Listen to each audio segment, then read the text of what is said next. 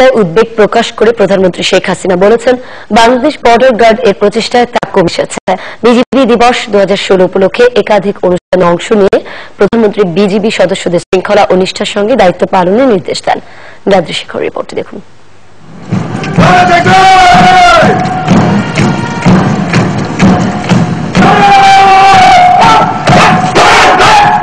সীমান্তে অতন্দ্র প্রহরী এমন ব্রত নিয়ে দেশের সীমান্ত সুরক্ষায় আস্থা আর দক্ষতার সাথে কাজ করে যাচ্ছে বাংলাদেশ বর্ডার গার্ড। বিজিবি দিবস 2016 এর কুচকাওয়াজে যোগ দেন প্রধানমন্ত্রী শেখ হাসিনা। প্রধানমন্ত্রী প্যারেড পরিদর্শন এবং সালাম গ্রহণ করেন। পরে বাহিনীর সদস্যদের বীরত্বপূর্ণ কাজের স্বীকৃতি দিয়ে বর্ডার গার্ড বাংলাদেশ পদক, রাষ্ট্রপতি বর্ডার গার্ড পদক, বর্ডার গার্ড বাংলাদেশ সেবা এবং রাষ্ট্রপতি বর্ডার গার্ড সেবা পদক প্রদান করেন তিনি। সীমান্তে আপনাদের কঠোর অবস্থানের পরে চোরাচালান, মাদক পাচার, নারী শিশু পাচার এবং সীমান্ত অপরাধ বহুলাংশে হ্রাস পেয়েছে।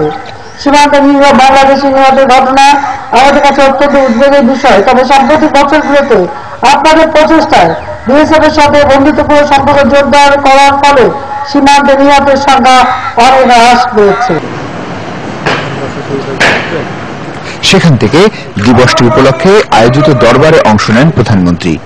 নির্বাচনকালীন সহিংসতার সময় দায়িত্ব পালন, রোহিঙ্গা সমস্যা, সীমান্ত উত্তেজনা, রামুতে বৌদ্ধ পল্লীর নিরাপত্তা সহ ছিটমহলবাসীর পুনর্বাসনে বিজেপির ভূমিকা তাদের সুনাম ফিরিয়েছে বলে উল্লেখ করেন প্রধানমন্ত্রী শেখ হাসিনা।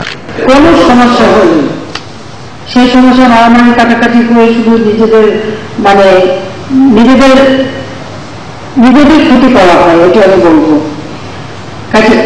আমি যেমন ততদিন এটুকু বলতে পারি যে এই সমস্ত সমস্যার সমাধান আমরা করতে পারবো। যে কোনো সমস্যার সমাধান করা যায়, আন্তরিকতাটা হচ্ছে বড় জিনিস। কাজে সেখানে কোনো সমস্যা হলে নিশ্চয়ই এটা আপনারা আমাকে জানাবেন এবং সেটা অবশ্যই আমরা সমাধান দিতে পারবো বলে বিশ্বাস আমার আছে।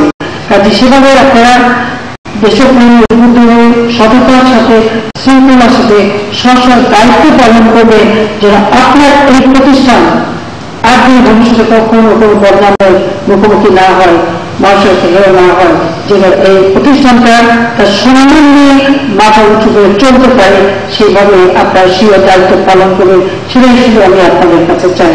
সীমান্ত ব্যাংক প্রতিষ্ঠা, রেশন, ভাতা, ছুটি বাড়া সহ বিভিন্ন সুযোগ সুবিধার কথা তুলে ধরে প্রধানমন্ত্রী বলেন, জাতিসংঘ শান্তি মিশনের মতো কার্যক্রমে বিদেশে বিজিবি সদস্যদের পাঠানোর ব্যাপারেও আলোচনা চলছে। গাদ্রি শেখর, চ্যানেল আই, ঢাকা।